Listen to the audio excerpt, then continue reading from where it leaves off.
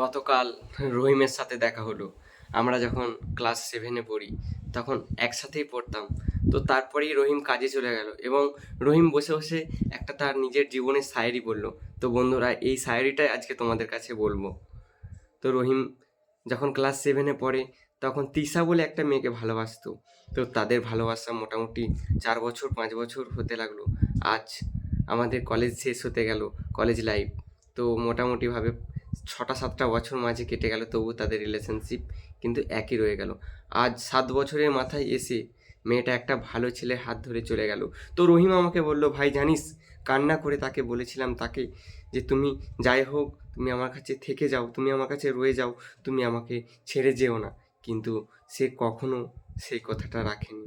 সে চলে গিয়েছিল শুধুমাত্র টাকার জন্য, একটা ছেলের হাত ধরে। তো ভাই বলল, রহিম অনেক কান্না করেছিল, অনেক চিৎকার করেছিল। সেই দিন মনে হচ্ছিল রহিম এমনই বলল যে এই জীবন রাখবো না, এই জীবন শেষ করে দেবো।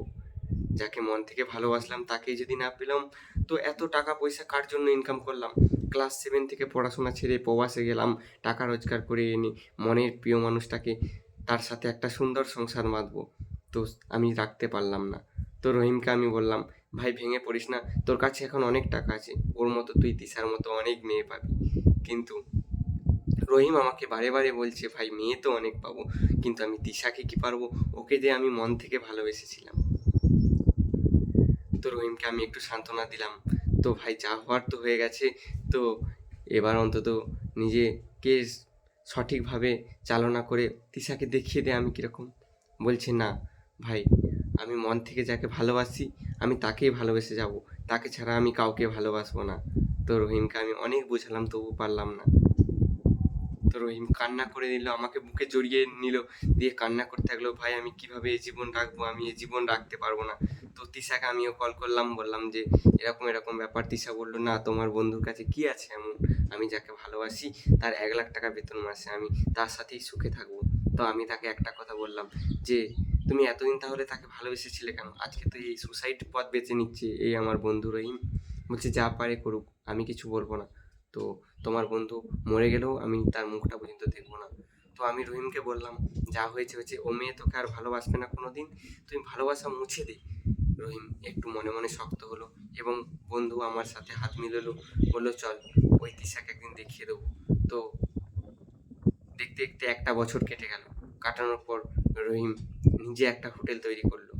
আজকে রহিমের বেতন প্রায় মাসে 1.5 লাখ টাকা। তো রহিম সঠিকভাবে ব্যবসা পরিচালনা করে একটা ভালো জায়গায় এসে দাঁড়িয়ে গেল। তো বন্ধুর কাছে আমরাও যাই মাঝে মাঝে।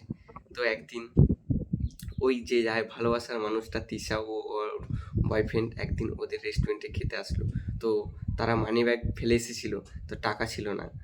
তো এরকম রহিম বুঝতে পারলো এবং রহিমের সেই দিনও চোখে জল এসে গিয়েছিল। রহিম এই পুরো শায়রিটাই আমাকে বলল। তো সেদিন টাকা দিতে পারছিল না, বললো যে আমরা পরে এসে টাকা দিয়ে যাবো। রহিম সেই দিন ওদেরকে বললো, জানো তোদেরকে টাকা দিতে হবে না, আমি যে তোকে ভালোবেসেছিলাম এটাই তোকে ভিক্ষা দিলাম, যা এই টাকাটা তোর ভিক্ষা। তো আমি রহিমের কথা শুনে চোখ দিয়ে আমার প্রায় জল এসে যাচ্ছিল। তো রহিম বলল, ভাই মন থেকে কাউকে ভালোবাসিস না, মন থেকে ভালোবাসলে তাকে কখনো পাওয়া যায় না।